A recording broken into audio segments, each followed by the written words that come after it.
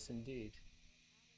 Okay, now I go up here, two people in, and da da da da da. Can you still hear me? Yes, I can, sir. Awesome. Good afternoon, Professor Tube.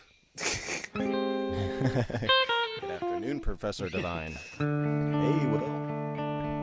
How's it going, man? Sorry, I'm off mic here.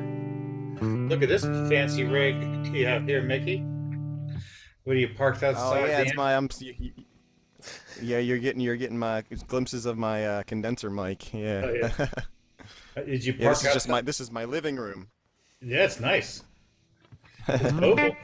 Did you park it outside the MGM to get a better Wi-Fi signal? No, it's actually much cooler today, and I'm not charging my devices as I'm using them. So I think we should be all good today. Okay. If it happens, I have troubleshooting techniques, so I think we're all good to go. Mm-hmm. But yeah, good to see you again, man. Yeah, good to see you. Oh, hi, Jack. Always a bridesmaid. Never. That's good. I love it.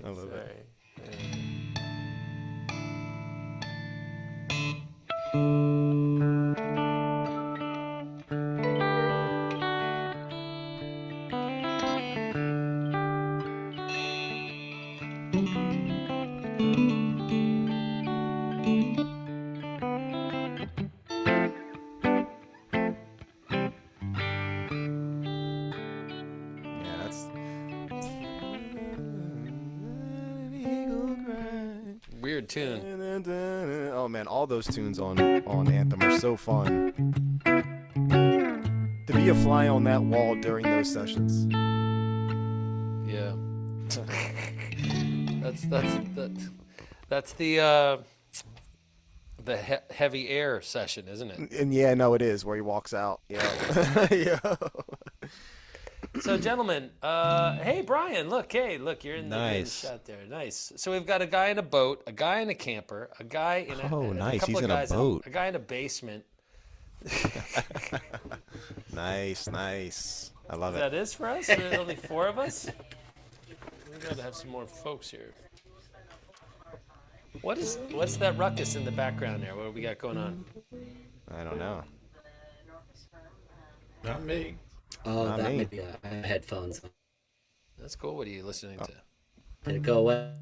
Yep, it did go away. Yep, but so did you a little bit, actually. You got kind of My wife's on a call in the other room. Ah, sure. On a boat into multiple rooms. Wow. Nice. I love it. We got a camper and a boat. My camper's one big room. You could see part of my bedroom right here. Yeah, nice. Oh, that's cool, man. Yeah. Where are you at right now? We're Do you North stay in Bay. one place or do you move around? Yeah, we move around according to the weather. We're kind of sun chasers because our camper calls for it. But right now we're in Vegas, and then we're probably going to go up to the coast of Oregon for the summertime. Oh, sweet. Very nice. Yeah. Very 20-hour nice. drive to and from. It's not too bad. You got your loop. You got a And loop all figured out. I spent last summer in Montana. That would be a great place to take a camper. Oh, man. wow. Yeah. I No, was up Montana's in beautiful. Southern Montana, northern Yellowstone, and Nice. it's incredible. Yeah, Yellowstone's probably one of the most beautiful places I've ever been, I must say.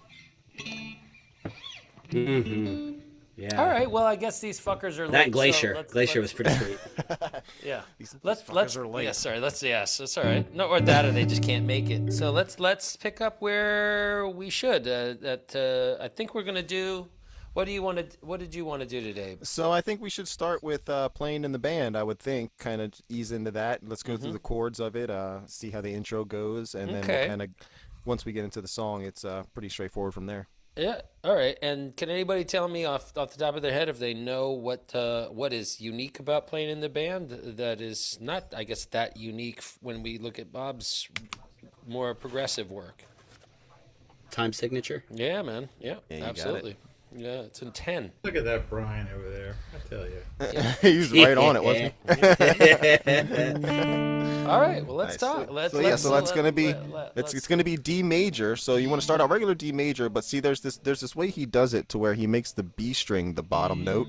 So you want to not even focus on your middle finger. Make your B string your so that would be the major third note with your ring finger. Kind of make that your bottom note. Arpeggio down when you hit it.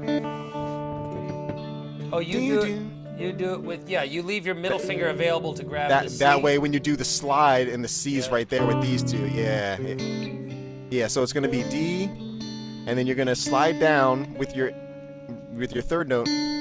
That's going to stay, and you slide it right back up. When you slide it back up, you're going to put your C note on. So.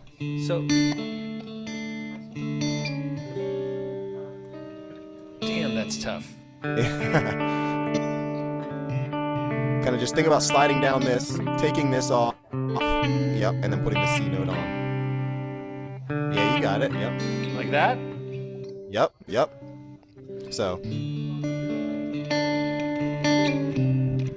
And you're gonna hit that note again on the bottom, on the B string. That's the 5 of the C. And then you're gonna drop down to that's your. the 9. That's that is the 9. Yeah, you're right. I'm sorry, because the E string would be the 5. Yep. So that's the 9. And then you have he gets into a G chord, but he only really emphasizes the 3 note and the 5. This would be the 5 note. That's where I got confused. The 5 note of the G. So. Okay, so he's not playing the low. He's not playing the root. Yeah, it's rootless. Yeah, the root is kind of in the middle. That's 0, 2, 4 on the A string. Yep, quick. And then open D string at the end. Is the pattern with the right hand? Is it like that, or is it?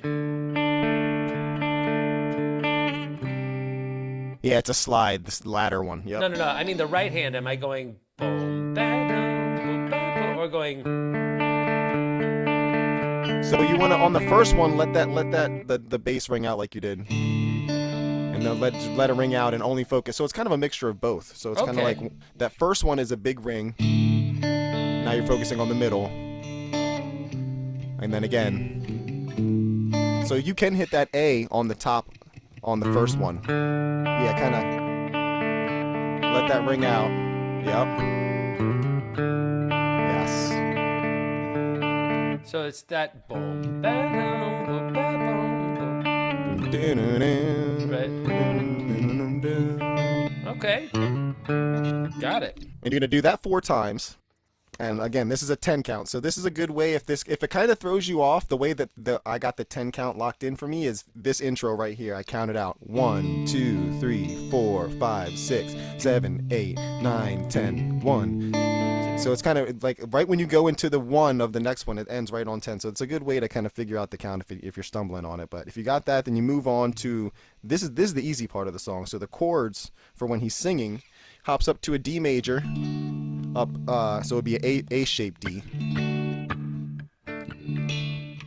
And the right hand's gonna kind of do this Chuck. You're kind of gonna have this Chuck Berry. Some folks trust in reason, others trust in might.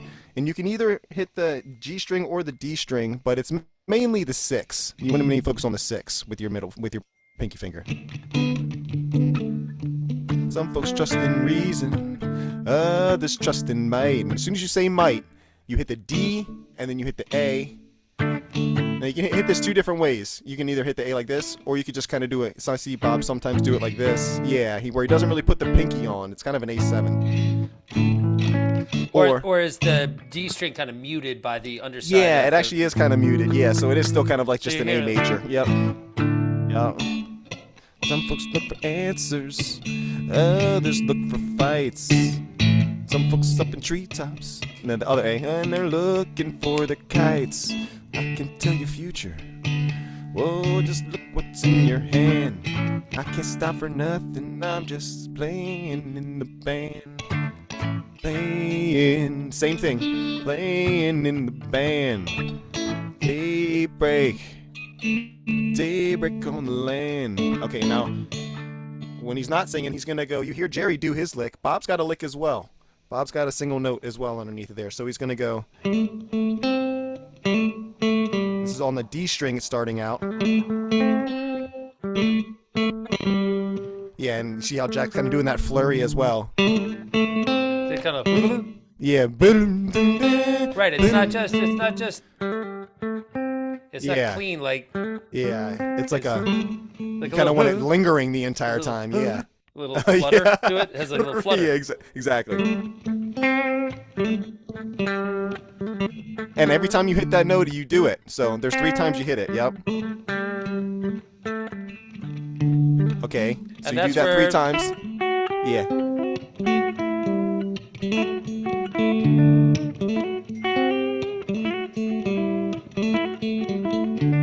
Okay, now Bob does that twice. Now the second one, he kind of adds dyads to it. He's gonna play like kind of like an A minor / D7 dyad. I think it's more of a D7 because we're in D. So you want to hit both of those, and then he hits this bottom. All 3? Yep. All 3. Yep. So which is that would be what? That would be a 7. If you're in a D, it would be a 7, a 2, and a 5. Yeah, 7, 9 chord. Yeah, 9. Yeah, yep. So Wow. Okay. 7. Add the 2, and then he goes up to. Is this stuff that we're talking here? The gospel, is this taking place on the Veneta, or what are we? This is every single version. Oh, he's like every this is locked in from the beginning like this. Yeah. Wow, that's so cool. All right. He changes maybe a couple different things in the sense of the next part that we're going over, but this little. It's gonna be that's the first 2 every time. Now the second 2, he's gonna go. So he's gonna go first one, second one, and then the third one is. So that one's gonna be yes. You're gonna have a D right here. Yeah, I guess it would be this. Is it boom boom or boom boom? Either way, I think it's cool. I think it's the beast. All right, I played it wrong. Don't listen to me. Okay. Well, that would be the minor. But we're still in major right here. Right. Well, actually, this is over a D7 sound, so that's just gonna sound like, right? So that's just the flat 7, but. Oh, right. Either way, that would be cool, though. 6, yeah, no, for sure. So you're telling me he doesn't go?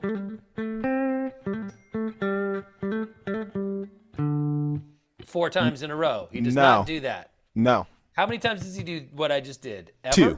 Okay, and 2. then the second 2, and so the second one. So the third one is going to be the one where it's. You got to do the 7 dyad first. So you tease the lick. Yep.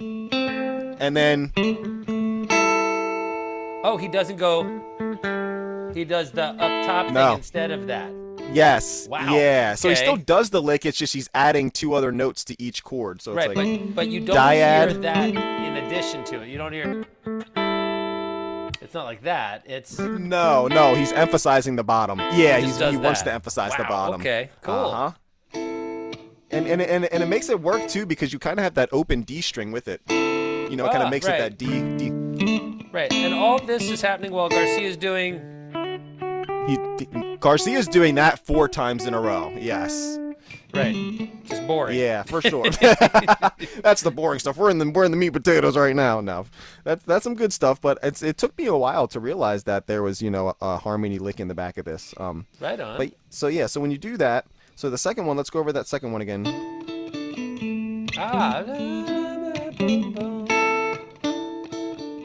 So you're gonna have the pinky finger on the 5 of the D, and then you have just the D note on the G string. All right. You're gonna hammer on. So can you play all 4? How many times does this thing happen? 4 times? Yes. So yes. Can you play all 4 in a row? Yeah. So I'll do it from playing in the band, daybreak on the land.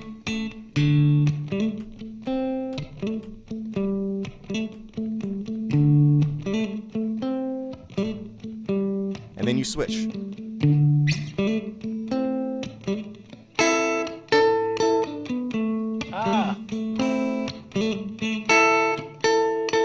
Some folks look for answers right back into the Chuck Berry bop. Yeah. I see now. Okay, wonderful. Okay, and then we're back into another.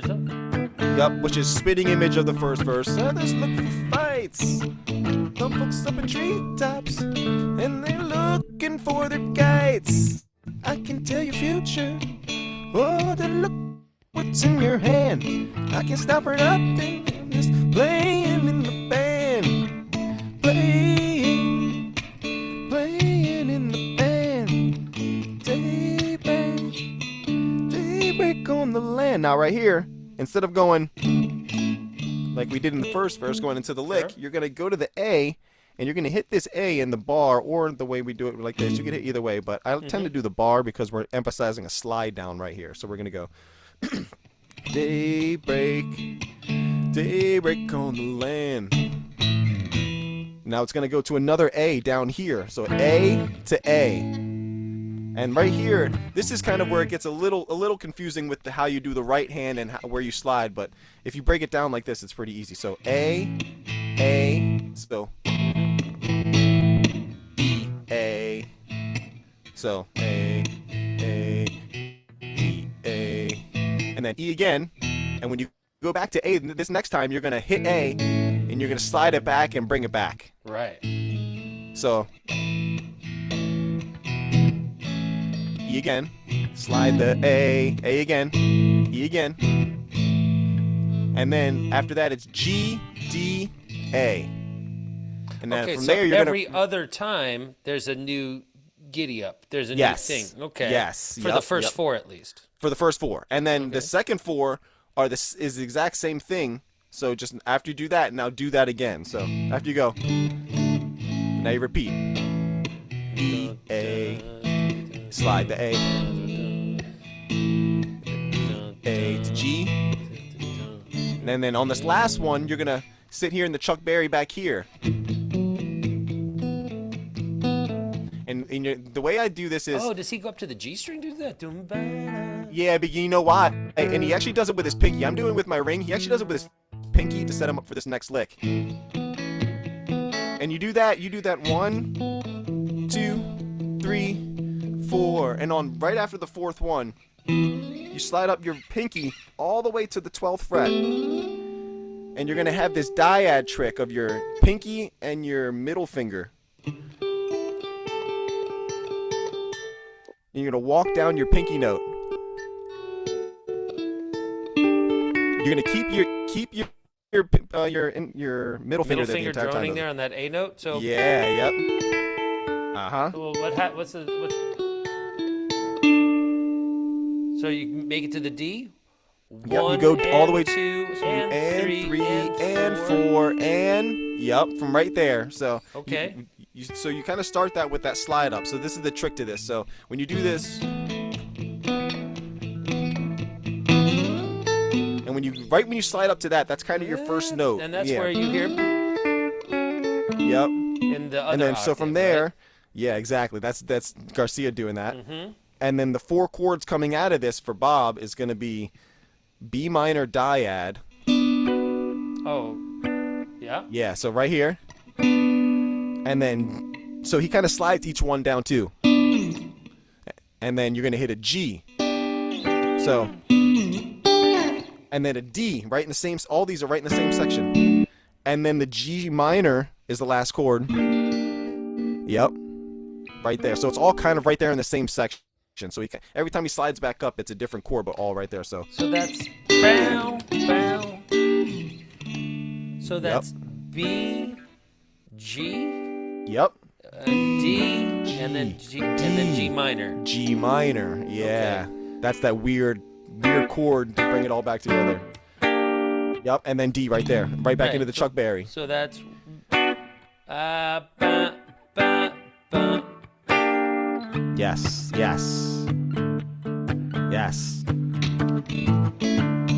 Okay, yes, right exactly. into standing on a tower. Yeah, that's the spinning image of the first and second verse. Yep, standing on a tower. Yep. Something like or no, yeah. What is that? I always get those verses mixed up. There you are. There's enough of them. Yeah, you know. But yeah, so from there it's gonna be the same. Can you play the whole? Yeah. Section from beginning to end. Yeah. So I'm gonna do it from the end of the chorus. So, okay, good. Daybreak on the land.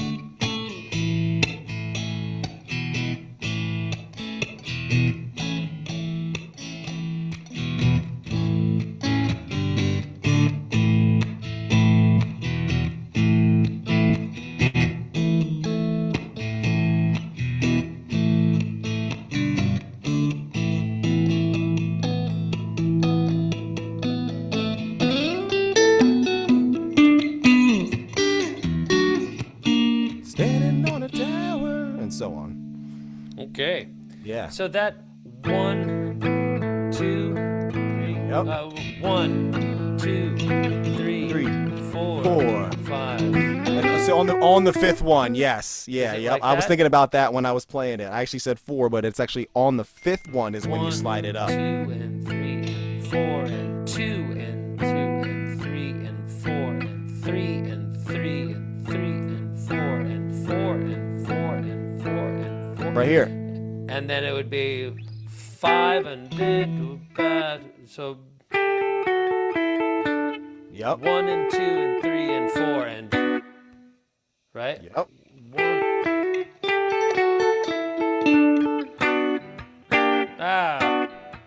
That to that to this to that. Yep. It's so confusing because it's all right next to each other. Oh, Yep. yeah. I know, right? Thank you, Pretzel Man.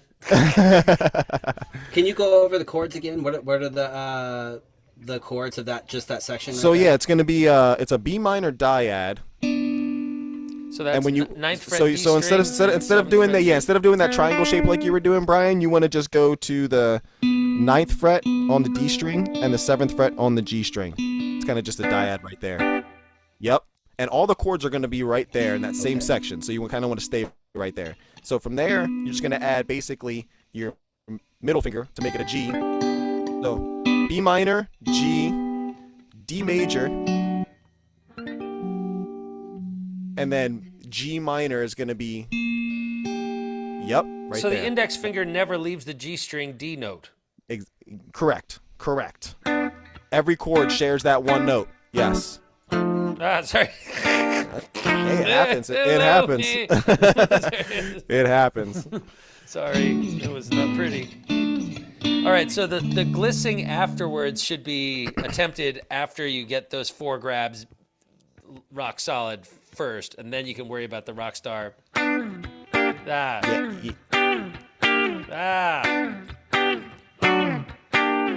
Right? Correct. That's there all you it's go. happening? Yep. Oh, It's God. all it is, and then it goes right back to. It's only that. It's only that. It's pretty simple. That's All right, probably so how I Bob still explains it.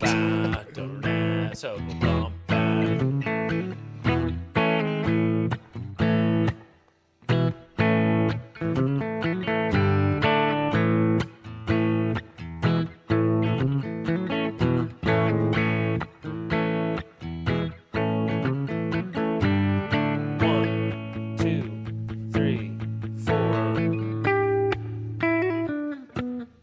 The right timing on Yep. I played the.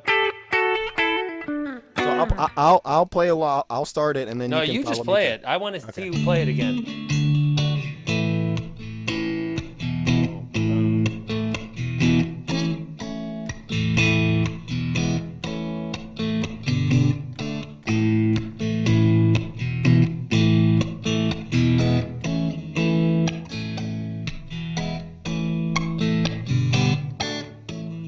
Two, 3, 4, 5.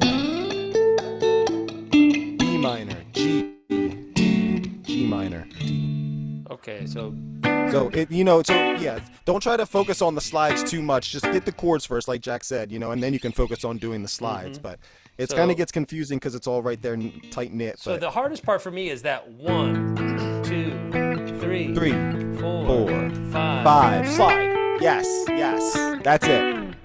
That's it. God, but you cracked the code though. That's good. You got to count it out, and it's all like you said. The 10 count in this makes it, and if you kind of incorporate that to all these parts, it really makes it. You understand it.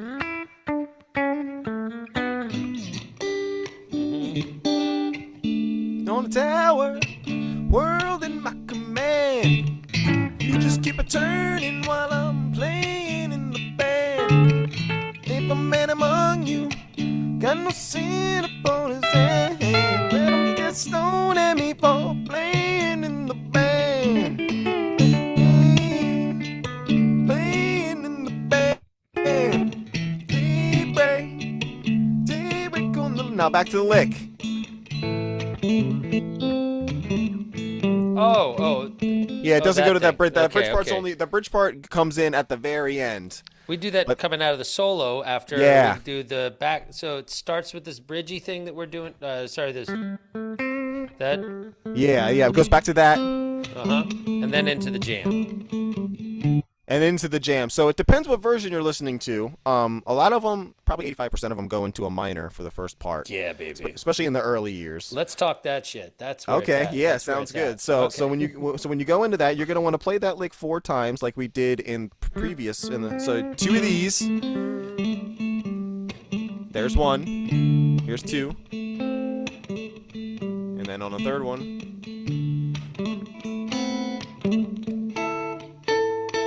Here's the 4th one. Now, okay, from here, now you're into the 1 on. Now you're from right here you're in the jam. So there's a couple of different ways to start it. So you can go. So this is a classic Bob way of starting this. Is bending up. Yep. Kind of bending up to that minor note, because this will be the. Right. He's trying to get up to that F. Yeah, that F note. Yeah, but he's using the E note to kind of bend to it, and it's very Bob-like. And then you let it off. Are you holding on the A? Yes. Yes, I am. That's kind of droning with it. Yep. That's called an oblique bend when you do. Okay, and yeah, so right there is an oblique bend, hard. Oblique that shit. So then from there, when you pull it off down to the D string, now you're gonna go into dyad mode. And I see Bob use his ring finger and his middle finger to hit that C, just with the root and third. This is all over a D in the bass, though, right? It's all like yes, big, like. Yeah. So you got to think in this. You're in the key of D minor, so there's that droning D sound. So let's go through. So before we get into this jam, let's kind of go through the theory of it. So we got D, we got E, we got F, we got G, A, B. Okay. So it's not just straight D minor, though. I was gonna say. So he's kind of incorporates both of them, and you can tell through the jam. The reason these jams go, everybody knows there's that classic 45-minute playing in the band. The reason that gets so spacey is because they're slowly pulling off parts of a D minor. So if it starts in D minor, maybe somebody will suggest a 7. Maybe the next person will suggest, all right, let's take off the minor, make it a 2. Now that's a 9 chord, so now we got a D9. Now let's just take off the 5, make it a sus4. Now we got this. Now, so all these chords, they're slowly dissecting this to make it this weird dissonant chord that we're getting at the end of it. For your opinion on something that I kind of have a feeling about, but I'm not certain. Okay. There is one note that I don't hear them use, and that's the sharp 5. I hear them hitting the B more than the B flat. So I'm hearing this more than. Yeah, no, for sure. Okay. Yeah. So it's more. So if we're talking about hearing that against every other D minor sound that exists, that puts that like into from a modal perspective. If you're thinking about blowing, guys, that's going to be D Dorian. So that's going to be the fingerings of C major. So it's actually not that. It shouldn't be that big a thing for you to blow over top of. And so when you look at your dyads that Mickey's about to share, I would wager that each of them is going to be the equivalent of harmonizing the major scale up in. Yep. I would wager. Yep. I'm gonna bet now. Well, you better go all in, Jack, because you're right. So. Oh, cool. So the way Jack went up, so you're gonna kind of want to stop at the D minor. Make the D minor your top. Yeah, I don't want to run out of room like that. So this D minor, so you got the 1 in the minor, and the C, it's major. And all these are going to be on the same exact string, so you're not going to stray from the D string and the G string. So the B minor dyad. So from the C major, B minor. Oh, okay. Sorry. A minor, which also acts as a D7. G major. Right. F. And then from there, you're back to the D minor. That's kind of the last one. Yeah, you can either hit down here or go back up. But yeah, so you'll hear Bob sitting in these, and you want to have that. You want to have that lick, the dun, dun, dun, dun, dun, dun, in your head to keep that rhythm, because it's going to be a lot of that. Just. You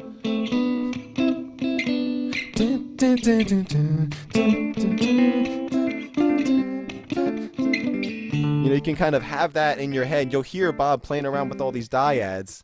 Yeah, and it kind of has these harmonies with it that add texture and color to it that you wouldn't have if you just did the single. Yeah. So I set up a loop right there. So what I'm hearing is right here. None of these actually. None of them contain they're all fourths. None of them contain a third. So you could be starting out going and thinking about going.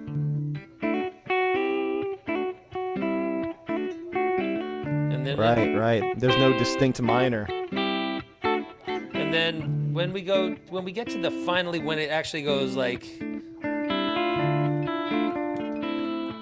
Right, we're actually hearing a minor sound. What's the lick there? Is there a like a? So you hear a lot of you hear a lot of F note. Yep. Right. Ah. Yes. So you want to land in that C.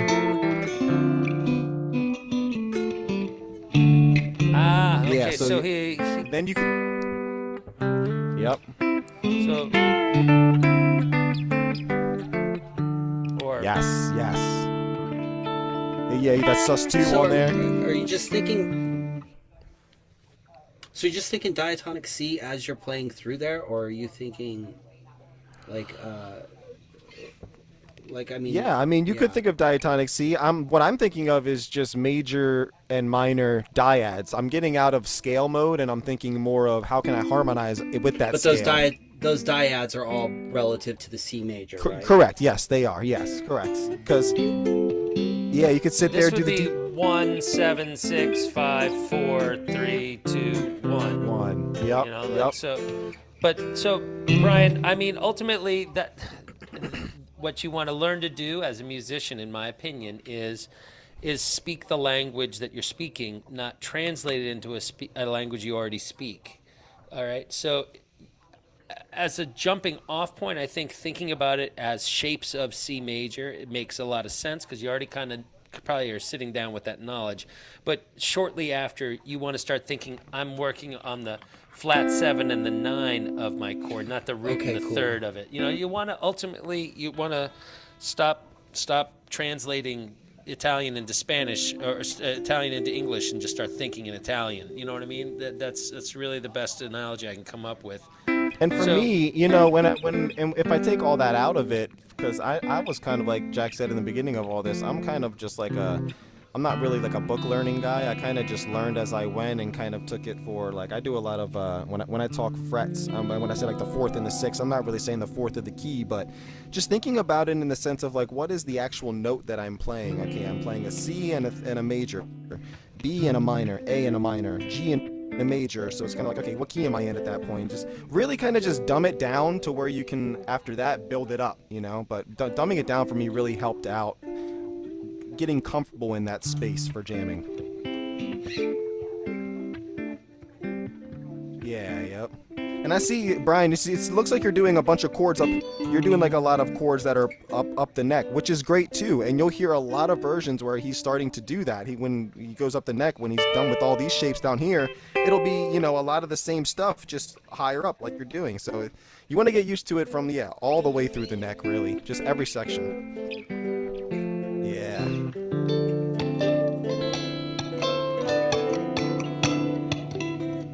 You can hit the D right here. D7, 7, 6. Yep. Mm-hmm. You know. You can really What's like that move little up. He loves that little move. So that's like kind of grabbing this little shape and going. Yeah. And gives it both strings a little bend? Yeah, I was going to say that both, yeah. Bob loves a little flurry on top of whatever's going on. Yeah. Yep. Okay. So, but this is still all, so that relates to basically like he's grabbing the 6 and bending it up to the 7. Make it be a flat 7, right? Yeah, okay. Yeah, all right. That all makes a lot of sense. All right. So and of course, like I said, those 45-minute ones that they get pretty spacey, but that I feel like is the meat and potatoes of where they're starting. Mm-hmm. Now, this bend right here we were doing. Okay, now another way to intro it you'll hear is single note. This thing I always hear. So you're gonna go, yeah, E note, F note, A note, C note, and it kind of ends in that D7 diap that we're already doing. And then you start to slide that around after that. But that little intro, boom, ding, ding, ding. Yeah, Yeah, Bob loves doing that palm mute stuff.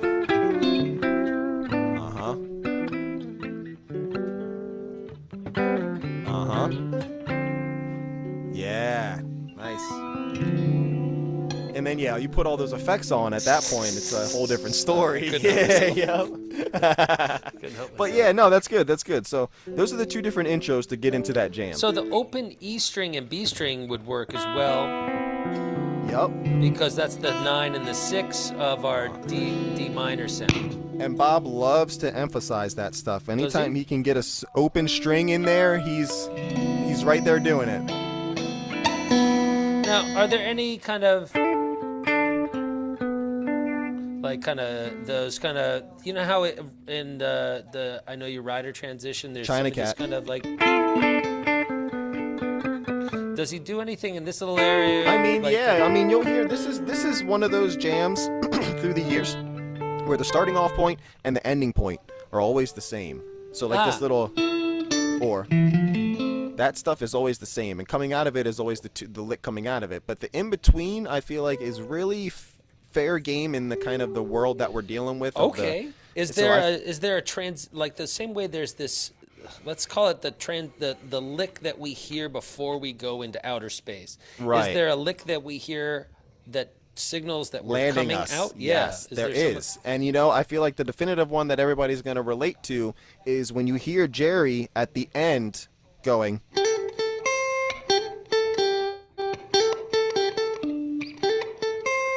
When Jerry's doing that, Bob's going to be doing kind of the same lick that we're doing right here, but it's not going to be this C note. It's going to be a B flat.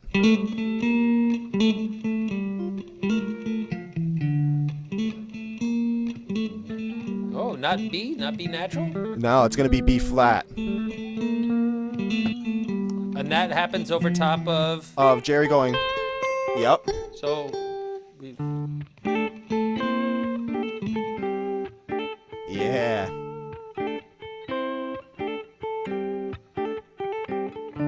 Okay, now. Yeah. Right? Sorry, I'm adding No, that you're layer. good. Yeah. Now I've got the loop of both parts, and now you're saying that the next is the. So now do the B flat. So this is still minor. This is still minor right here. This is coming out of it. Where does the B flat come in? So when Jerry hits a C, Bob's hitting the B flat. So. Yes. And instead of going bing bing bing bing bing, you want to go. Very, very. Which is the minor, the F. Yes. Yeah,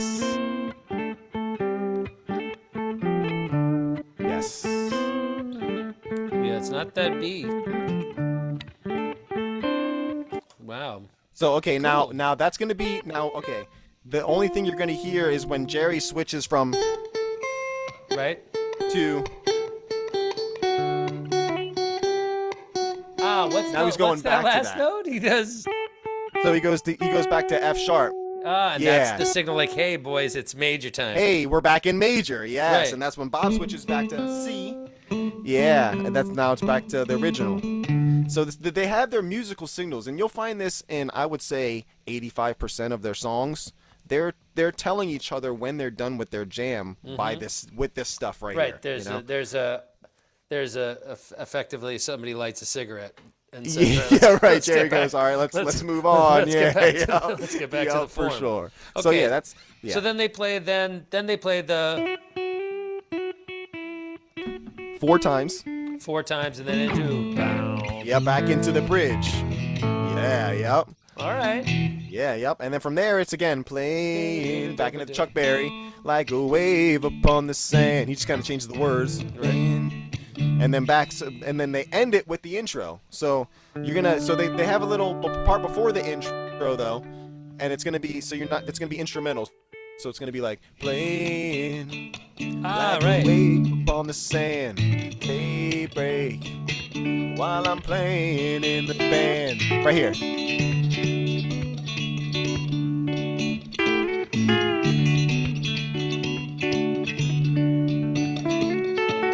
Do this 4 times. That's 2.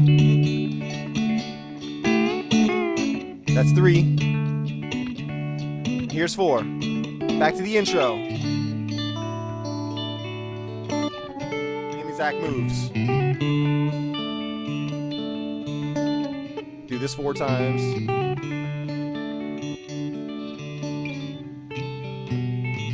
Right. Sorry, you and I are out of sync, but yeah. But still, all right. So Yeah, back to yep. the intro again, though. Yeah, back to the intros for the end. Yep. Uh-huh. Uh-huh. And then you slow down the last one.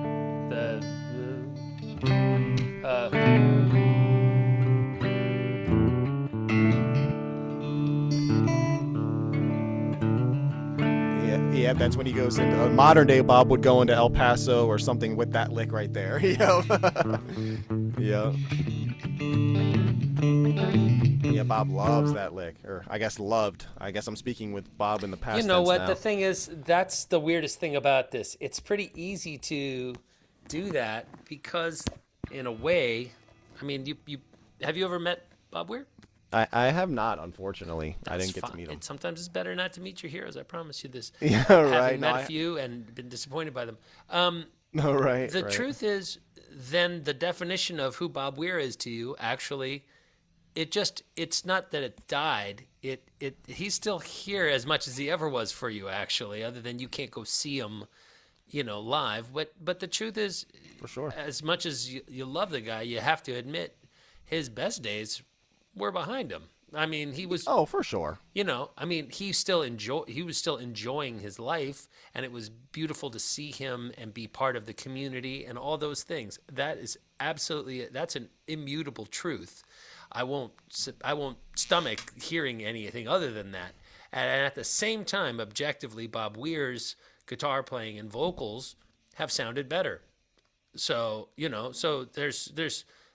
those two truths can exist in the same universe for me anyway. Oh, of course. I hope listen that to doesn't Bob make me a bad guy. No. I would honestly listen to Bob sometimes and be like, "This is hard to listen to," Yeah. and that's okay, I bet there's sometimes I'm sitting here, and my girlfriend's just like, "He's hard to listen to tonight. He's just not really sounding good," and you're My gonna wife have never that says some that night. shit. She knows better. She knows that she goes and she want a fresh one there. Hey, I love it. I love it. But I know Bernice, exactly what you're talking get about. back in your room. Anyway, sorry. Sorry. No, get back in your hole, woman. Oh, I love it, Jack. I love it. All right, so that's killer, man. Shall we? No, that's some nuggets in there. Does anybody have any? Did that leave anybody scratching their heads? Oh yeah. Right. But in a good way. Nah, in a good way. In a good way. Yeah, this is definitely a revisit as soon as we're done. So if you could post this as quick as possible, I'll do everything I lose my can. Yes, I'll do everything I can. It seemed like you were picking it up. I heard a little bit what you were playing when you had your mic on, and it sounded pretty good. You got the idea of it, yeah. Oh, cool. Yeah, I just got to keep plowing at it. I mean. Yeah, no, that's all. I get it, and then it just leaves as fast as it comes. You know what I mean? Oh yeah, I know. You got to keep it under the fingers while it's fresh. Yep. Yeah, Hey, definitely. so Mickey, what are your thoughts on the version that's on Skull and Roses, which is kind of one of the shorter versions of this? But I always thought it was rather beautifully rendered. I thought it's pretty spectacular take on the song, albeit much more abbreviated, but maybe that's for the best. I don't know. It's shortly after or maybe it's before they even had tracked Ace. Ace has the big D minor jam on it. I was gonna say that's that was kind of 70 and 71, and Ace was 72. So I mean, yeah, I think it is before Ace, and they might have not even had that jam in the beginning of it, I and see. and the I end of see. it. And I feel like because if you think about it, after they do the intro again, he literally just goes right back into the A part. That, like you Yep. said, there is no D minor part. So yeah, a lot of those songs in that Skull and Roses era, like Greatest Story, we're gonna go over that in a couple weeks, but this the little that wasn't even there when Greatest Story was written. There's some versions where it's just and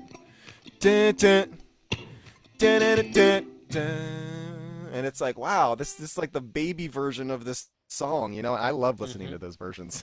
I do too. I like But yeah. some of the stuff Yeah. from when they're playing Greatest Story on the Europe tour, though. That's pretty Yeah. good. It's pretty good. There's somewhere like Phil goes like, Oh yeah, and it for starts sure. at the beginning. It's like, here it The comes. piano, yeah, yo. It's like, yes. It's such a here we go song. It's pretty yeah. like, look out. Yeah, for sure, Pretty for sure. supercharged. So, in keeping it in this minor vibe, why don't we can we pivot over and talk about the other one, which is Yeah, kind of let's do it. It seems like it might use some of the same approach ideas Yeah, that we're getting there. there's this idea in some of these songs, Dark Star playing in the band, Other One, a lot of these kind of jam vehicles where, you know, you can kind of just strap in and start where you left off on the last one. Phil has an interview where he says that with Dark Star. He's like, a lot of the time we would just kind of start off where we left off, you know. And the other one is another one like this, and it's E major and E minor. A lot of E minor. E minor is kind of the half anchor. You'll hear a lot of the time E majors thrown in during the verses. But just for the jam's sake, let's just kind of start out focusing on the minor notes. So we're gonna have this concept of we're gonna focus on this E drone. You're gonna have this bop bop bop bop bop bop bop bop. Let's kind of just think about that. Bop, bop, bop, bop. So you have this kind of stutter and then this two strum. Bop, bop, 1 2 1 2. Now when you have that 1 2 strum, there's so many things you can do inside of that. You can go ding ding, kind of go to this D shape right here with the major third on top. Just add that. Go back to the E. And see, when I'm playing E, I'm not playing the E major or the E minor. I'm doing a triad. I'm doing a 1 5 1. There is no 3. And sometimes even you can hit those open strings underneath. But a lot of the times he's just making his bottom high octave E the bottom. Okay, so we got this. Now after you hit this D, add your pinky note onto from the F sharp to the G to make it signify. Now this is the first signifying of major It's our or first minor. third, yes. This is our first third. So he's saying, all right, minor. Kind of swoop it on. You don't even strum it.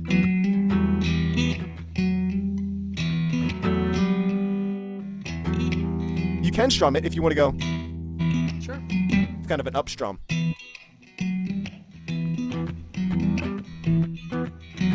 Okay. Now to add on top of this one more, you're gonna have you know how we're going boom boom boom boom. We're hitting that G note. Now let's make it a whole G dyad with the G note and the 5 of the E. Yep. Now to cancel out that index finger, you're gonna put your pinky note on the D note 7. Drop it down to your on the yes. There? Yep. But you're signifying that it's minor because you have this note up here. So basically you could take off your index finger if you wanted. I leave it because I'm going to use it again in a second. So you're walking down the yeah. That's E Dorian. Yep. But it's keeping that double strum for everything. Yep. So the whole line's going to look like this. Repeat. That's so cool. This is like such a weird rhythm. It's like Bob's kind of yeah.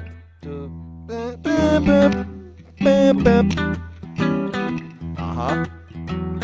Yeah. That kind of thing? I forgot to get the. Yeah. Okay, so boom ba da boom da boom da. No, okay, so don't you're doing this. Don't do that. So just go boom boom boom boom. Then you switch right to the G and you start doing the Dorian. So Well, after you do isn't that the same as going? Oh yeah, okay. I'm just saying those are the right notes. It's wrong they fingering. Are I'll they grant are you that, but it was no, the same notes, the right? same notes, but I feel But like it's better. it's easier because you're kind of So I'm here, or you got to get to that. So that's what I'm looking for, right? Yes. Thank you for teaching me, Professor Tube. Oh my God! I'm such a stickler when it comes to fingering because Bob. I watch Bob footage and it's just I see him the way he sets it up. It's to make it easy, you know. So over this is blah dee bo dee da. So you start with the down. Ba, ba. Oh. Yes, that's it. Yes. Okay, so we don't hear this until the very end. Yeah, correct. Well, we only hear it, because that's two. That's a G. That's G sus2 basically. Right. There's a major second between. That's the G and the A. Yep. And then he switches, adds the G with the Yeah. Dude, wow, that's so rad. I know. Yeah. Is it one da da da? No. Da bop bop bop bop bop bop bop. Yep, that's it.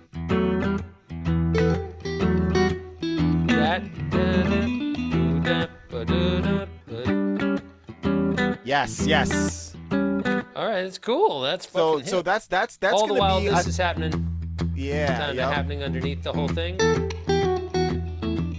And Jerry's gonna be playing a lot of minor stuff over this. Yeah.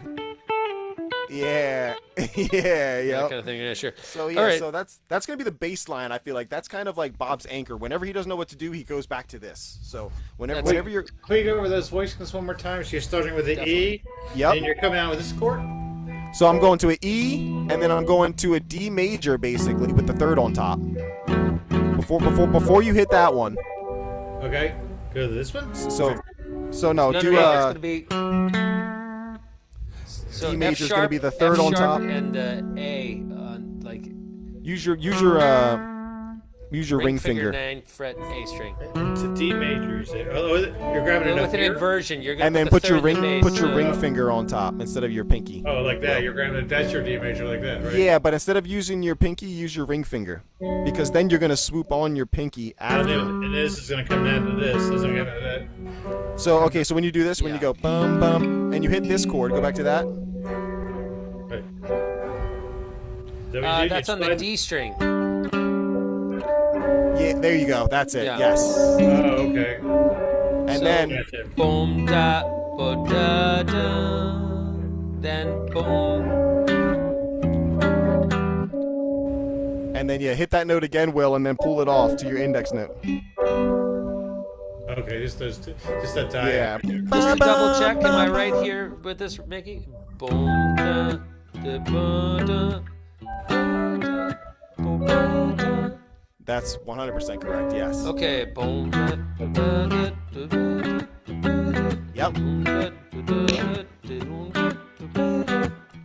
Ugh. That's I know it's a lot of work going on. Yeah, until you get used to it, and then it's like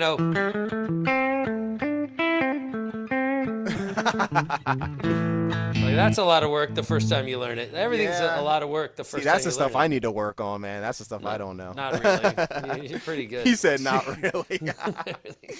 That's funny, but yeah, no. So that's gonna be kind of I would say the bass line. So okay, when you hear the beginning of these jams, you'll hear a lot of the time like there's.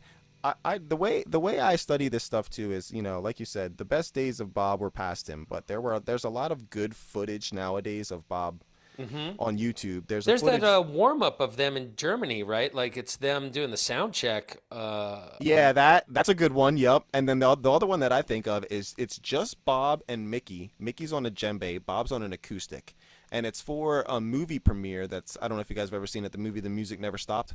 It's about basically a kid that he only responds to music, and the Grateful Dead's a big part of the movie, and the Grateful Dead brought him back basically, and Yeah, so like he's That was a playing sweet it. movie. Yeah, that's a very good movie. It's one of my favorites. So It's like the guy and his dad in the van and all that yeah, stuff. exactly. Like, yeah, on the picture of the cover. Yeah, so, that's what I remember seeing. Yep. So they played for the beginning of that, for like the premiere of that movie, and it's just Bob and Mickey, and you see Bob do like the first thing he does when he picks it up, and he doesn't even hit the major. He's just, and then he'll add it. He'll start to slowly add.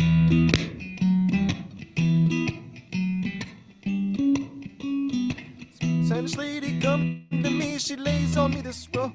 Okay, so right here, so when you're singing, you want to go, Spanish lady come to me, she lays on me this G, D. So row, like yeah, he, basically, but he actually hits the whole thing, yeah. Okay. Yeah, yep. Wow, the whole. Yep, yeah, yep. If anybody's having trouble with this, Lazy Man Jack loves this trick right here. If you do this, if you bar across the A and D string, and then put your ring finger, that's a G chord, and that's all right. So a bass would play, boom. You would hear,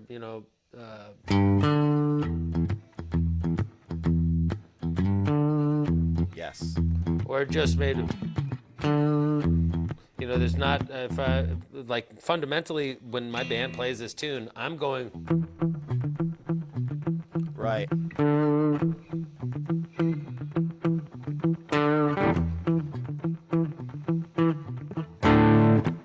Those big power And you know what? fives And that part right there where they do the power five is a certain section every time. So let's kind of skip through the song a little bit and go to the chorus. So when they go, come in, you want to stay in this where it's just the 1, the 5, and the 1 in the E, no major. Come in, come D C A. So coming around, all full chords. Coming around, and then when he goes coming around, he hits the G real quick. Coming around, coming around, coming around, coming around. It's kind of an upstrum on the G, but so that's so not on a D. It isn't coming around, coming around, coming around, coming around. You know what? It probably is. Probably is, but you know what? Bob loves to cheat, and he's just hitting the D note, the D note in the G. So when he goes, yeah, it's kind of boom. He kind of just emphasizes it with that. I don't see his hand move out of a D when he hits that. Yeah, yep. Because then right after that G, he comes out of this, and I would say 110% of the time, there's never not a time where Bob's not hitting this part. So when you're doing that bump, bump, bump, bump, bump, bump, Bob's doing this. That's the thing I love. What the hell is that? So you know what? This comes up again in Jack Straw. The 11th chords. So he's just going. So he goes on the 7 and the 9 on the E string, and then with his ring finger, bars that F sharp 11. So that's the A, D, and G strings at the 9th fret? Correct. And then same exact thing at the 7th. Yep. So you want to get used to that. And then at the end of it, so it's 1, 2, 3, 1, 2, 3, and on the 4th one, it's just G, D.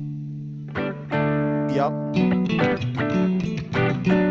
Wow. So are you, and the picking that you're doing there is, are you hammering on, or are you going down, up, and kind of as you roll over your ring finger, you get off of the E string and you're onto the A? Yes. The ring finger on the E string is more of just the passing note.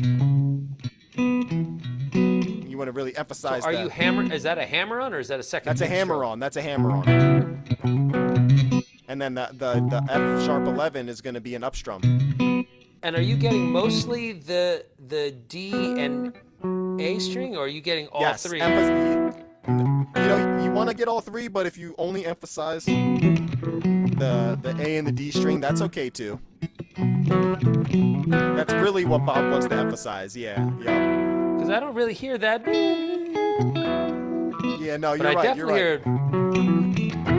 hear. I've been being a pussy and going like. Right. Hey, it's still the same thing.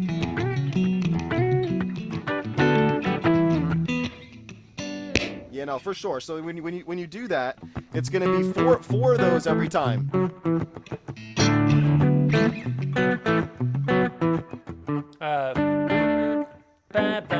Yep, the whole chord. Yep. Jesus, man. Yeah, it's a lot of work. Yeah. It's a lot of shucking and jiving, dog. It's a lot of shucking, for sure. Shucking is the name of the game for the other one, for sure. Okay, so now, when we come out of that, this is all the certainty stuff that we're doing. Sure. That's going to be certain. Now, right after that is when the jam vehicle, everybody steps in, puts in their seatbelts, and goes, all right, where do we leave off, So from here, it's kind of just any given night what they're feeling. So from here, you might hear a 7. So there's a lot of times where they come out of that. This is the fourth one.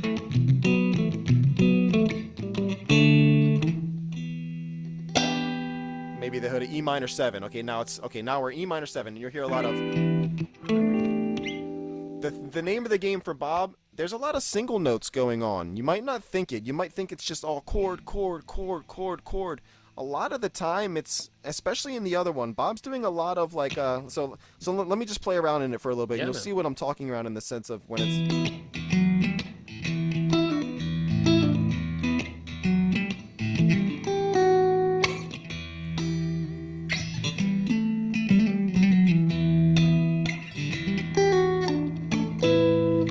I'm kind of just I'm hitting 1 and 2 notes here and there, emphasizing the minor and this, like I said in the first lesson, Bob's got a love affair with sus2 chords. The other one is not an exception. You can hit these as all chords if you want. If you want to stay in that mindset of minor, sus2.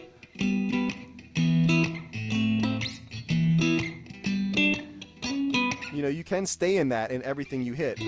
Yeah, but you did this one little lick where you went. And then came up. Yeah, right. Or some thing. What was that? So stuff like that is what I'm trying to get at in the sense of he signified the minor. So I'll go do do do. So E note, G note. That's just the beginning of the minor minus the 2, because he's going to emphasize the 2 when he goes down. Yep, and then right there. Yep. So that's coming up from. So it's not an octave, but it's like if we took an octave of the A and came down 1 string. Right.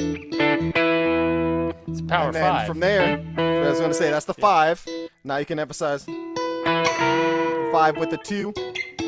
Now the D sus2 is another thing that he loves to throw in there. Not just a D, because it's you could throw in the 7 and that's a D, so you could play the whole D chord, but on top of that D chord, you could put in a sus2 on that D chord.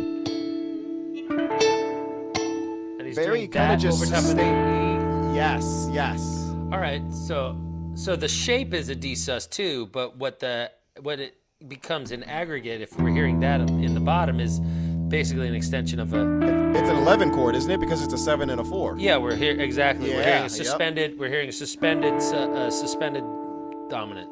Basically. Yes.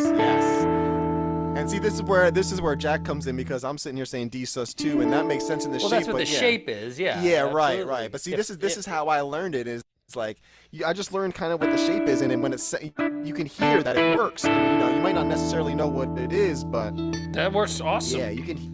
You Yeah, can also for be sure. looking at, yes. These kind of things work.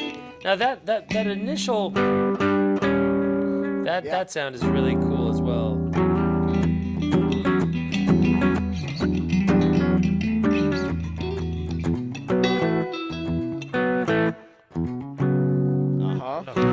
So the way that these chords are built, do you know how that works? Like the sharp 11s and like all the 11th chords that you're playing there? Well, I mean, yeah. What do you mean how they work? Like within the jam, or just in general? Well, in general, do you like the way How to stack it? Yeah, if I can be so bold as to interject for a second. Yeah, for sure. If we're looking at the scale as being a minor pentatonic scale, right? We have an E, a G, all right, an A, a B, and then the D. And the way the major scale is built, anybody care to open up how is the major scale built? Every other note. And we would do the same to create a pentatonic triad. Okay? So the pentatonic triad would have the one, skip the second note, which is the minor third. But when I say the second note, I don't mean the 2, I mean the second note in the scale. So that's actually the pentatonic's third is actually the fourth note, right? Okay. Right. So then when we stack that and we go, so what would be the next would be the 5, right? That's the fourth note, which is where this gets. So 1, 2, 3, 4, 5. So this is actually the first chord in a pentatonic triad. Okay. Isn't that bizarre?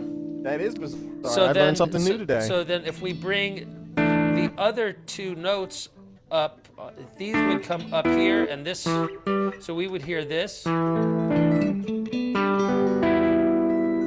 then it looks like this. Right, yeah. Then we're going to come the thirds on top. Yep. Yeah. Then we're going to have the inverse of this shape, back 2 frets. Then up 2 more frets. Then up 2. So we have.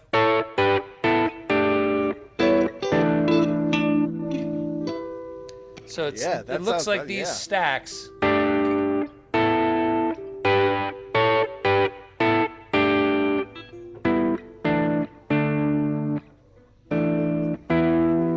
So it creates a suspended sound because we're working with,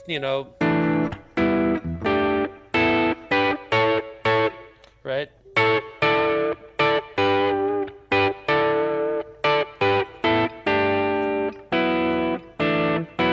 So the easiest ones to see are the ones that just happen on the D, G, and B pair. Sorry. Yeah, because you add your middle finger like almost every other one. Yeah, basically. It's so that simple, if you've got the riff going. Sorry, I cut it out too early. 3, 4.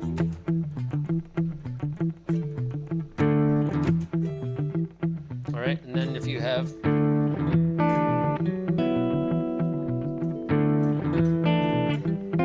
Sorry. Yep. This is the other one that's cool right here. So we've got. Then you've got.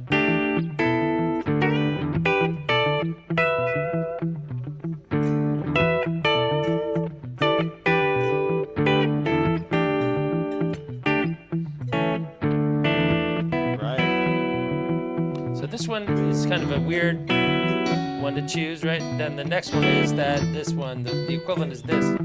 This one here is kind of twisted. It's like this. It's going to look like that. So you get. Those are 2 options that you have when you play these pentatonic chords. Then when you get here, you can always drop this. So now we get.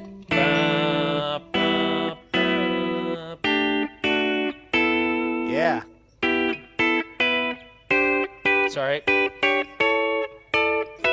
So if you start thinking about those kinds of sounds, I bet you that there's some. I was going to say, it's those sounds, yes, for sure. But Bob's doing them, and a lot of the other one is like you said, it's on the top side. Okay, Bob's so how does he this. do that? So, like the stuff we're doing, it's just. Okay. So, like you said, focus on these. Okay. So yeah, it's some of the same shapes that we know, but it's like a slightly different because he's putting the root note in there. Yeah. Well, yeah.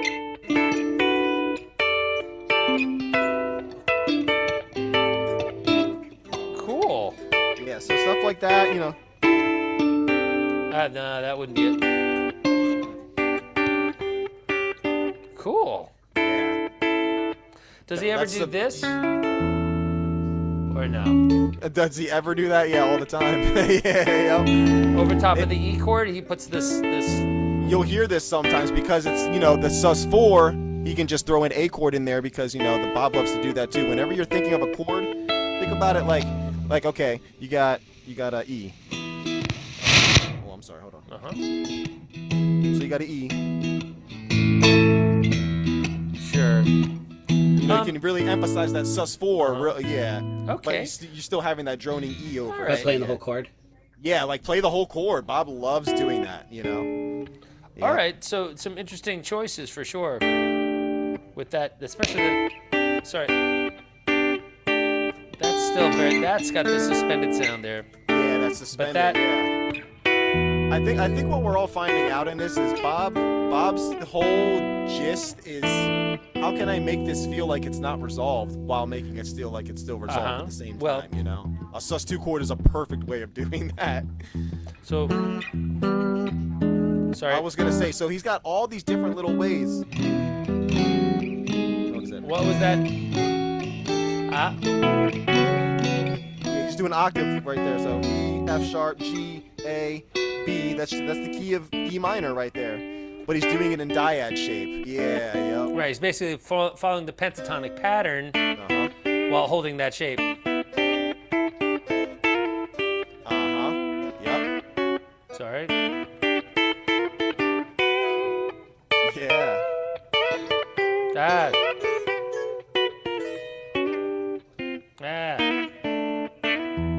I'm not used to thinking like that. That's no, cool. Yeah, it's like it's a very jazzy way of thinking about it for sure. Okay, and so we've basically covered the chorus, the main thing, some of the devices that he uses. What's that section at the very end of the tune where he goes like? Yeah, so you're gonna do the chorus. Yeah, that thing. What's that all about? Coming around in a circle. B minor, and I see a lot of the time you'll hear Bob do this. Kind of hammer on hit the E note, but then hammer on the B note. Yeah. On all the chords. Is that a B major? No, it's B minor. And then G major.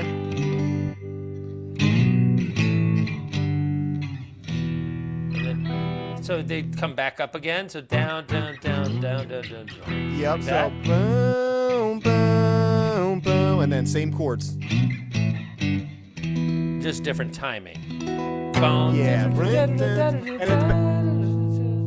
I was gonna say it depends what year you're listening to because. You know, they'll go into that some years. Some years they'll just kind of end it, but yeah. Yeah. But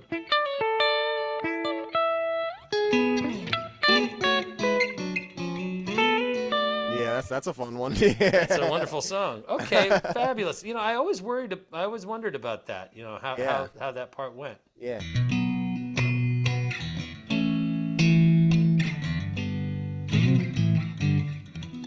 Bob will end on a sus2 chord too. Bob loves this chord. It's like an E minor without the minor on it, you know, barring the whole thing. Very, very Sting-like, very 80s. Even though he's doing it in the 70s. But yeah. So the other thing with all this stuff, I feel like, is like, you know, for me, I just spent a lot of time in these sections in the sense of, you know, turning on, as you guys probably do, turning on a song, playing along with it, kind of just having these theory notes in the back of your head so you know kind of what to look for when you're digging in the jams. And when you hear it and you kind of hit it on your guitar when you have your hands behind your fretboard, it's kind of like, okay, I see where he can hit this, why he's hitting it. Okay, this every 4 I'll hear that maybe, and you kind of just really spend a lot of time, and then you'll go 15. Could you repeat that? No, Siri, I'm not talking to you. So, you're gonna hear like 15 years later, it might be a different aspect in the sense of like China Rider, where he's like so not so single notey in the later years. It's kind of like that with the other one. In the 80s, he wasn't so single notey, even though you will hear still single notes, but just spend a lot of time with it. That's my thing. Like you said, dog dead persistence is the best thing with Bob Weir stuff. Once you really get sick of it, for me, I got sick of playing some songs like Cassidy. I'm so sick of Cassidy. I don't want to even hear it anymore. And then I come back to it a week later, and my muscles are just like, oh, you got it because you really forced it in. What Muscle about yeah? Okay, so is there any resources that you can think of that have the bulk of this stuff kind of on display in a way that one can isolate or trap in a looper or something like that? Can you think of a good version, or maybe even just video where you can see Bob playing? There's tons of isolated stuff. Like if you type in like I think it's the Greek show in '89. Yep. They have an isolated. But does he do the other one in that song? In that set? You know what? I probably. I'm not too sure. I'd have to refer back to it. But yeah. So what I do is that's the other thing. I'll type in the other one on YouTube or whatever platform you use. Yep. Just go down the line and just listen for a second, especially with headphones. If you had headphones, there's this put hack. on some headphones This because... Jack Snacks guy has got his lesson comes up first on mine. I don't know about you guys, but that's tailored to you. That's tailored to you because when I type in stuff, I'm the first one that comes up. But then on my girlfriend's phone, it's like my phone makes me feel good. Yeah, of course, they love to make you feel good. Hey, it looks like Christopher Hazard remastered and Chris is doing God's work right now. Yeah, so right there, that's it right there. It's the show from the German Rockplast show. So granted, there's going to be a lot of attention on Jerry, as there always is, because there's so much soloing. But some of these recordings, though, you'll hear, like, it'll be a random year. It'll be like 72 Europe or something. It'll be like, all of a sudden, Bob's just turned way up in the mix. And you want to kind of hunt down those versions where you can hear Bob over everybody. Because there are some versions. It's rare, but... Yeah, he's got a version. What is this? Yeah, I kind of find Bob's kind of hard to hear through the mix sometimes, especially in the later stuff. Most of the time, yeah. For sure. It's hard to hear him. Well, like I said, did you see him at the Sphere? Did you hear him at the actually. Sphere? I did, and he nowadays he came through almost too loud, because his hearing was going and all that other stuff. But yeah, I don't know. Like I said, you just got to hunt down those versions that Bob's kind of higher in the mix. There's really no rhyme or reason to it, but there's definitely those versions where you can find to where the whole show is just Bob's turned up. So. Well, I'll say this: there's no version with like from Veneta, but there is one from Winterland, which is 74 that looks like it's pro shot and very, very available. Then you've got the Chris Hazard remastered one, and then. So did you check out that Greek show if it has the other one on the list? It doesn't. I'm going to go see whether or not they give a song list here at the beginning. I don't know about that. Sometimes somebody will put that in the about. Yeah, they'll go or like the comments. Right. No, they actually did. So I see Jackstraw, We Can Run, Tennessee Jet, It's All Over Now, Loser. That's nice. So we should talk about that song. Loser. Okay. Yeah, Loser is isolated at 35:57, which is nice. There is the other one, 149. There you go. So we've got Playing in the Band, and we've got the other one at 148. Yeah. This is a great. This is a 149. Yeah. So this is a great show. This is a great time period. Bob's playing that pinky guitar. Yes, this is a great show. The little pink black knife, right? It's like it's got the modulus neck, right? Is something? Right? Yep. All those guitars in the 80s were this neck. It's a modulus neck, yeah. Oh, but it has it's graphite, but it says Ibanez. Yeah, this is. I don't know what the story with this one is, but this is a modulus graphite neck on a Fender body.